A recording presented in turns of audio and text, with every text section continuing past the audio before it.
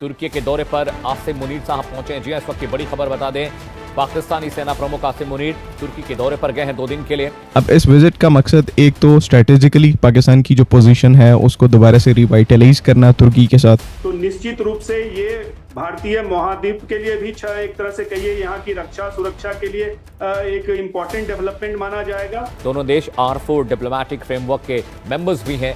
इस फ्रेमवर्क का मार्च में मिस्र, सऊदी अरब, तुर्की और पाकिस्तान ने क्षेत्रीय संकटों पर आपसी तालमेल बिठाने के लिए शुरू किया था। क्योंकि इस एयर डिफेंस सिस्टम का ट्रांसफर ऑफ टेक्नोलॉजी ऑफर किया गया था तो पाकिस्तान मिलिट्री जो है वो इस एयर डिफेंस सिस्टम के अंदर इंटरेस्टेड थी।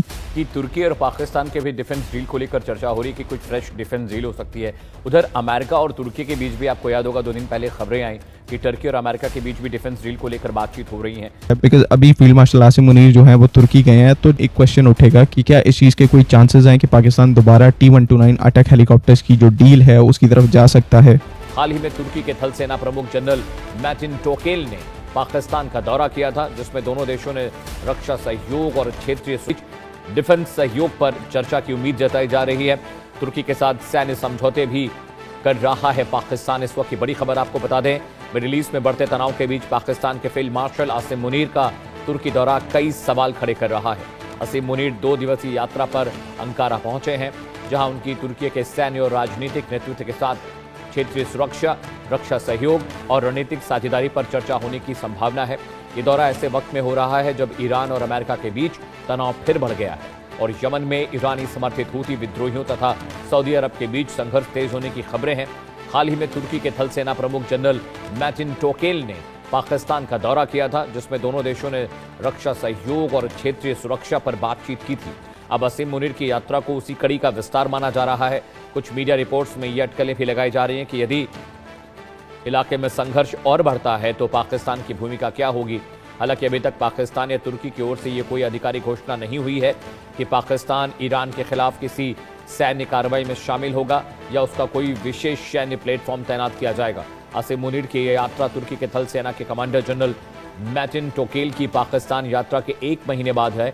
जनरल टोकेल ने मुनीर के साथ क्षेत्रीय सुरक्षा और रक्षा सहयोग बढ़ाने के तरीकों पर बातचीत की है। पाकिस्तान और तुर्की के बीच गहरे राजनीतिक, आर्थिक और रक्षा संबंध रहे हैं। दोनों देश R4 डिप्लोमेटिक फ्रेमवर्क के मेंबर्स भी हैं। इस फ्रेमवर्क का मार्च में मिस्र, सऊदी अरब, तुर्की और पाकिस्तान ने क्षेत्रीय संकटों पर आपसी तालमेल बिठाने के लिए शुरू किया था। डॉक्टर अजिताभ जी मेरे साथ जुड़ रहे हैं, विदेशी मामलों के जानकार हैं। सर बहुत बहुत स्वागत है आपका इंडिया न्यूज़ पर। तुर्की पाकिस्तान का रिलेशनशिप और R4 का जो फ्रेमवर्क है वो किस तरह से ईरान और मिडिल ईस्ट में जो क्राइसिस है उसको अफेक्ट करेगा सर? बहुत अच्छा आपने क्वेश्चन पूछा अमित जी। देखिए, तुर्की और पाकिस्तान के रिलेशन खास करके रक्षा के क्षेत्र में तो बहुत पुराने हैं और गहरे हैं।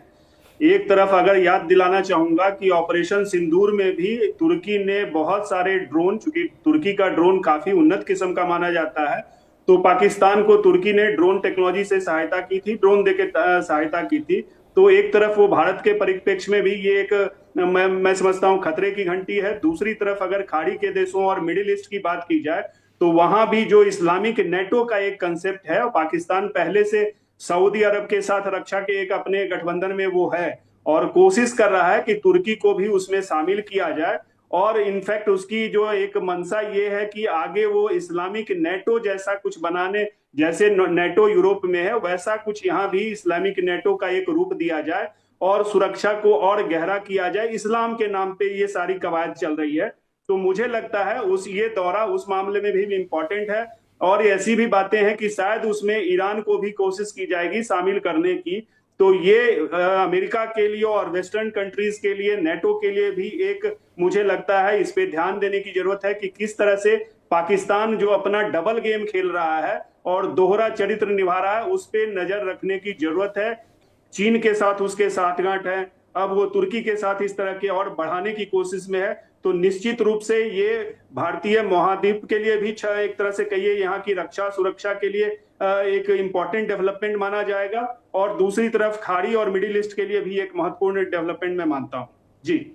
अजिताभ जी, एक बहुत क्रूशियल बात ये भी है कि सऊदी और पाकिस्तान के बीच एक करार हुआ है जिसके तहत सऊदी पर अगर हमला होगा तो वो पाकिस्तान पर हमला माना जाएगा, पाकिस्तान पर हमला होगा तो सऊदी के बीच। ये जो डिफेंस करार हुआ है दोनों देशों के बीच, ईरान ने इतने हमले किए सऊदी अरब पर, तब पाकिस्तान नहीं बोला।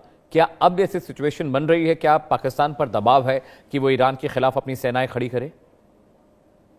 देखिए, उसने पाकिस्तान ने तो ऑलरेडी सऊदी में अपनी सेना को डिप्लॉय किया हुआ है, भले ही रक्षात्मक हो, वो अटैक की मुद्रा में ना हो, लेकिन उसने अपनी सहायता दी है।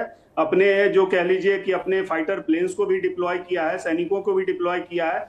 ईरान के साथ खड़ा होने में एक तरह से, या ईरान के विरुद्ध खड़ा होने, वो पाकिस्तान 4 बार सोचेगा, क्योंकि पाकिस्तान की बहुत लंबी सीमा ईरान के साथ लगती है। वैसे में पाकिस्तान में अस्थिरता बढ़ सकती है, और ऐसे मुद्दे में खास करके जब शिया समुदाय जो ईरान में सबसे ज्यादा है, और पाकिस्तान की सेना में भी 20% से ज्यादा शिया समुदाय के लोग हैं।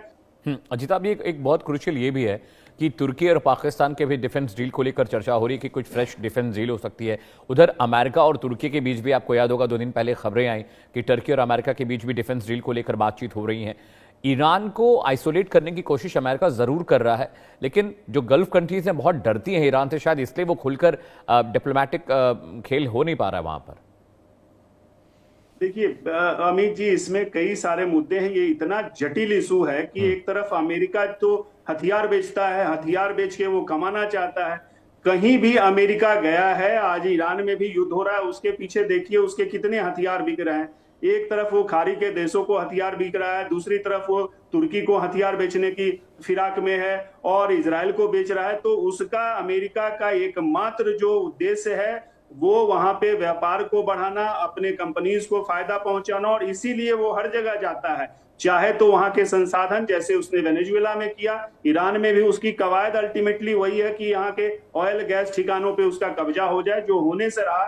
तो उसका मेन होता है कि अपने कंपनीज को, अमेरिका को फायदा पहुंचाने के लिए, चाहे वो व्यापारिक हो, चाहे वो आर्थिक हो, चाहे वो सुरक्षा रक्षा के नाम पे हो, वो अपने फायदे के लिए तुर्की से भी। जबकि मेरा मानना है कि अस्सलाम वालेकुम people, welcome to Defence Outpost. Pakistan के जो आर्मी चीफ हैं फील्ड मार्शल आसिम मुनीर, वो इस टाइम के ऊपर तुर्की के काफी ज्यादा एक इंपॉर्टेंट विजिट के ऊपर हैं। 2 दिन का ये उनका ऑफिशियल विजिट है, जहां पर पहले फेज में जो तुर्की के चीफ ऑफ जनरल स्टाफ हैं उनसे उन्होंने काफी एक इंपॉर्टेंट मीटिंग को होल्ड किया, और इसी विजिट के सेकेंड फेज में यहाँ पर वो तुर्किश डिफेंस इंडस्ट्री की जो इंपॉर्टेंट लीडरशिप है उसके साथ मीटिंग को कंडक्ट करेंगे। इंपॉर्टेंट बात यहाँ पर यह है कि जो contingent field marshal Asim Munir के साथ तुर्की गया है उसमें पाकिस्तान एयरफोर्स के ऑफिशियल्स भी मौजूद हैं। तो ये पर्टिकुलर एस्पेक्ट जो है वो इस पूरे विजिट को काफी ज्यादा इंटरेस्टिंग बना देता है। अब इस विजिट का मकसद एक तो स्ट्रेटेजिकली पाकिस्तान की जो पोजीशन है उसको दोबारा से रिवाइटलाइज करना तुर्की के साथ, यानी कि तुर्किश मिलिट्री के साथ स्ट्रेटेजिक मुद्दों के ऊपर बातचीत करना, मिलिट्री टू मिलिट्री जो कोऑपरेशन है उसको इंक्रीज करना, और जो रेगुलर डिफेंस एक्सरसाइज होती हैं पाकिस्तान मिलिट्री और तुर्किश मिलिट्री के दरमियान, उनका एक जायजा लेना, उनको इंक्रीज करने की तरफ जो स्टेप्स हैं उनको उठाना।